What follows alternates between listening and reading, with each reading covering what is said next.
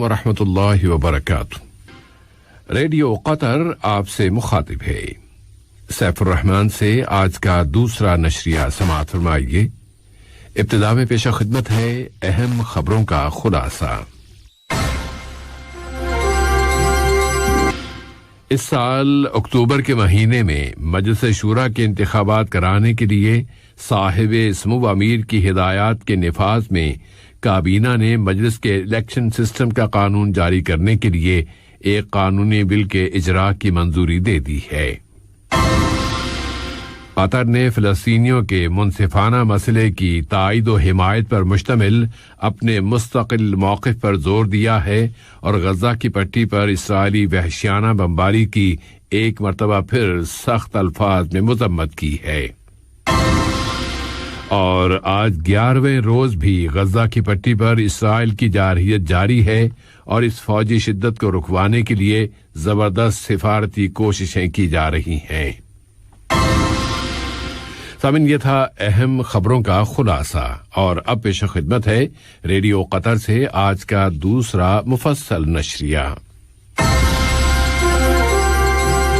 بسم اللہ الرحمن الرحیم۔ صاحب سمو امیر شیخ تمیم بن حمد آل ثانی نے جمہوریہ کیمرون کے صدر پول بیا کے نام ان کے ملک کے قومی دن کے موقع پر مبارکباد کا برقی پیغام ارسال کیا ہے۔ نائب امیر شیخ عبداللہ بن حمد آل ثانی نے بھی جمہوریہ کیمرون کے صدر کے نام اس موقع کی مناسبت سے مبارکباد کا برقی پیغام روانہ کیا ہے۔ اسی طرح وزیر اعظم و وزیر داخلہ شیخ خالد بن خلیفہ بن عبدالعزیز آل ثانی نے جمہوریہ کیمرون کے وزیر اعظم ڈاکٹر جوزف ڈیون نگوٹی کے نام اس قومی دن کے موقع پر مبارکباد کا برقی پیغام ارسال کیا ہے۔ امسال اکتوبر کے مہینے میں مجلس شورا کے انتخابات کرانے کے لیے صاحب سمو امیر شیخ تمیم بن حمد آل ثانی کی ہدایات کو نافذ کرتے ہوئے یہاں کی وزارتی کابینہ نے شورا کے انتخابی سسٹم کے قانون کے اجراء کے لیے ایک قانونی بل جاری کرنے کی منظوری دے دی ہے۔ اس قانونی بل میں ووٹروں اور امیدواروں دونوں کی اہلیت کی شرطوں کا تعین کر دیا گیا ہے۔ لاء کالج میں اکیڈمک افیئرز کے معاون اہلکار ڈاکٹر خالد اشمری نے اس الیکشن میں حصہ لینے والوں کی بنیادی اہمیت اور مجلس کے انتخابات میں اس کے کردار کی اہمیت پر زور دیا ہے کہ اس طرح فیصلہ سازی میں عوامی شرکت کی طاقت کو مزید فروغ حاصل ہوگا۔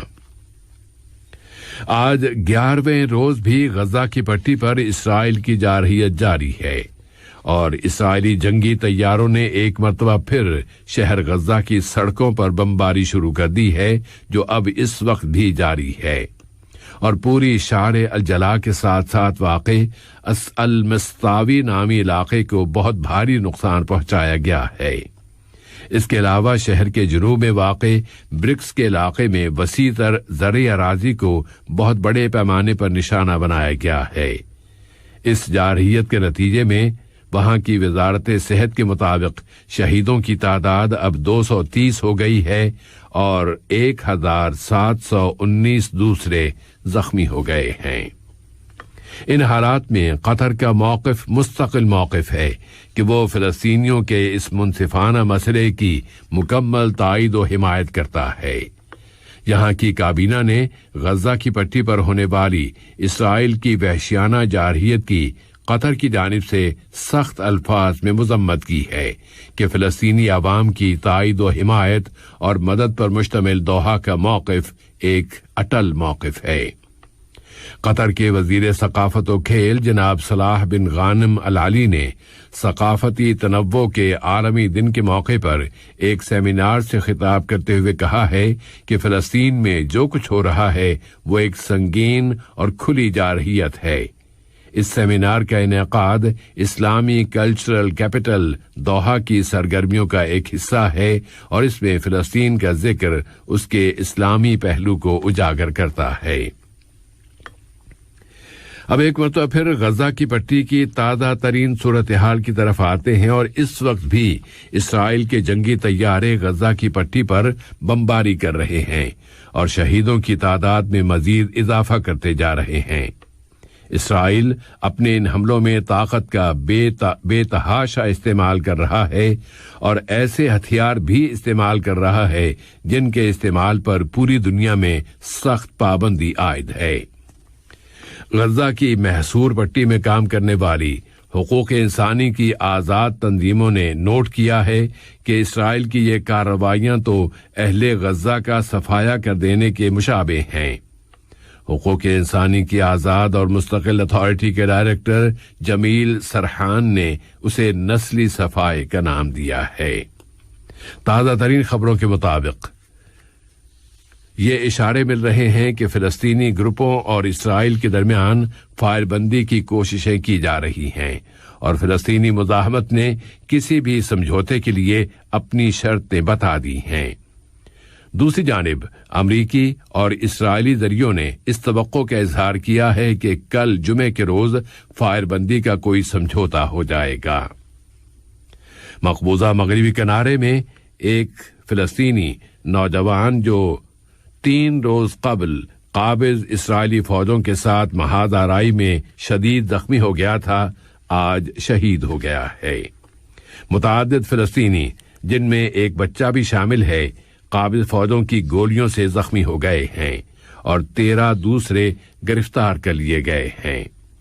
اسرائیلی فوج نے مغربی کنارے کے متعدد اضلاع میں حماس تحریک کے قائدین کی گرفتاریوں کے لیے ایک بڑی مہم شروع کر دی ہے۔ تو مغربی کنارے میں قائدین کو گرفتار کرنے کی مہم اور غزہ میں انہیں قتل کر دینے کی اسرائیلی مہم چلائی جا رہی ہے، لیکن اسرائیل اب تک القسام بریگیڈ کے مطلوب نمبر 1 محمد الضعیف کی جان لینے میں ناکام ہو چکا ہے۔ محمد الضعیف اسرائیلیوں کے لیے اور ان میں بھی سر فہرست خود بنیامین نتنیاہو کے لیے ایک بہت زیادہ پریشانیوں کا باعث بنا ہوا ہے، بلکہ درد سر بنا ہوا ہے۔ خبروں کے مطابق مقبوضہ فلسطینی سرزمین میں فوجی شدت کو رکوانے کے لیے اس وقت سفارتی کوششیں زوروں پر ہیں۔ جرمن وزیر خارجہ ہائیکو میس نے فائر بندی کے لیے کوششوں میں پہلے تل ابیب اور پھر رام اللہ کا دورہ کیا ہے۔ ادھر اقوام متحدہ کی جنرل اسمبلی آج اپنا ایک ہنگامی اجلاس بلا رہی ہے۔ وزرائے خارجہ کی سطح پر ہونے والے اس اجلاس میں فلسطین اسرائیل تنازع پر بحث کی جائے گی۔ اسی طرح مصر بھی مختلف اطراف کے ساتھ رابطے قائم کر رہا ہے تاکہ اسرائیل اور حماس تحریک کے درمیان پہلے قائم فائر بندی کو دوبارہ بحال کرایا جا سکے۔ اس سے پہلے اقوام متحدہ کے سیکرٹری جنرل انتونیو گٹریش کے ترجمان سٹیوان ڈوجاریک نے اپیل کی تھی کہ فوری طور پر فائر بندی کر دی جائے تاکہ انسانی امداد پہنچائی جا سکے۔ پھر صحت کی عالمی تنظیم کے اعلیٰ اہلکاروں نے بھی اپیل کی ہے کہ غزہ کی پٹی میں انسانی بنیادوں پر فائر بندی کر دی جائے تاکہ وہاں امداد پہنچائی جا سکے، جبکہ پٹی میں ہیلتھ سسٹم کو دواؤں اور طبی ساز و سامان کی شدید کمی کا سامنا ہے۔ اب اس وقت صورتحال یہ بتائی جا رہی ہے کہ غزہ کی پٹی کے مختلف علاقوں سے دھماکوں کی گونج سنائی دے رہی ہے۔ غزہ ہر روز بمباری اور راکٹوں کے حملوں کا نشانہ بنایا جا رہا ہے اور ہر بمباری ایک نئی تباہی اور مزید بربادیوں کی کہانی لکھ رہی ہے۔ اور اس نشریے کی آخری خبر ملک میں کورونا وائرس کی تازہ ترین صورتحال سے متعلق ہے۔ یہاں کی وزارت صحت عامہ نے اعلان کیا ہے کہ آج یہاں کورونا کے 313 نئے کیسز رجسٹر ہوئے ہیں اور مزید 522 بیمار صحت یاب ہو گئے ہیں۔ اس طرح قطر میں اس بیماری سے اب تک صحت یاب ہونے والوں کی تعداد 2,09,773 ہو گئی ہے۔ پھر ایک اور مریض بھی وفات پا گیا ہے۔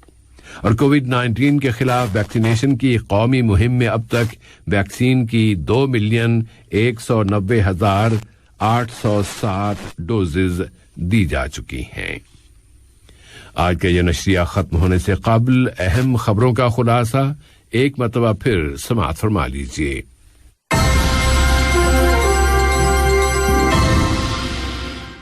اس سال اکتوبر کے مہینے میں مجلس شورا کے انتخابات کرانے کے لیے صاحب سمو امیر کی ہدایات کے نفاذ میں کابینہ نے مجلس کے الیکشن سسٹم کا قانون جاری کرنے کی غرض سے ایک قانونی بل کے اجراء کی منظوری دے دی ہے۔